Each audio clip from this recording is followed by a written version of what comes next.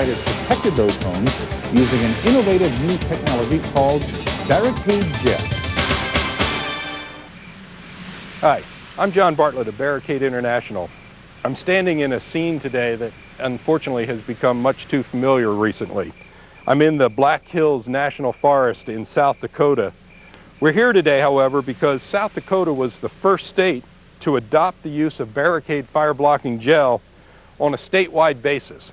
They got it in and got it on the fire trucks just before this fire broke out. 5 years ago, I started looking at ways to do better structure protection. And I came up with and I looked at a product called Barricade, which was fire blocking gel, which was one of the first companies that came out. And I looked at it and said, how does that compare to Class A foam? Well, I think it takes us beyond Class A foam.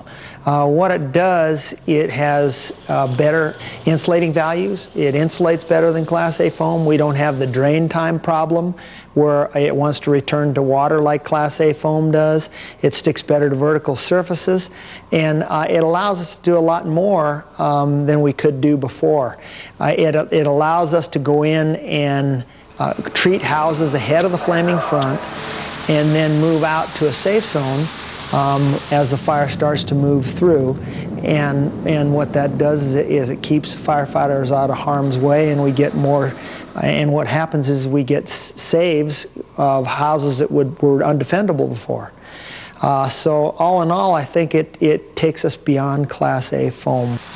They sent us into the Klondike subdivision. I went in there with my group. I was a strike team leader of 5 engines. We went down in there, and virtually we didn't think we had a chance of saving those homes. I made a call out and asked for all the barricade that was available. The next morning we went in, and lo and behold, every structure that we put barricade on came through unscathed. They all survived wonderfully. It was an inferno.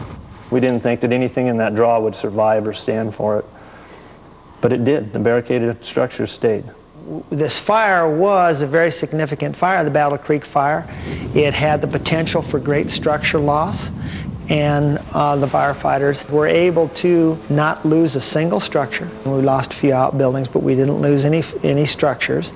And what happened is, I know of 7 homes that were the firefighters went in and coated with the fire blocking gel, and we had successful outcomes on all 7 homes. We have National Institute of Standards has done testing on the product, but there's a lot of testing done, and the results are published, and it's done in a controlled atmosphere.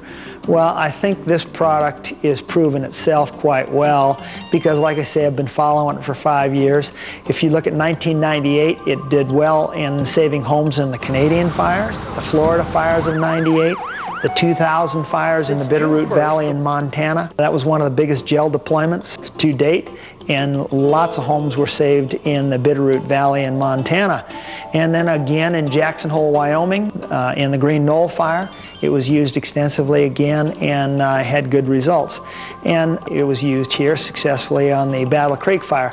So I think we've really moved way beyond the controlled testing that was done in laboratories. We've actually field tested, and that's why I'm happy with the product. That's why I bought it, because for the state, because it's not just another test in a laboratory. The laboratory was the fire ground.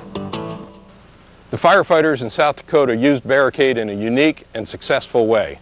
They coated the houses. When they had to leave, they were able to retreat to a safer area, and as you've seen, the houses were still standing when it was safe to come back into that neighborhood.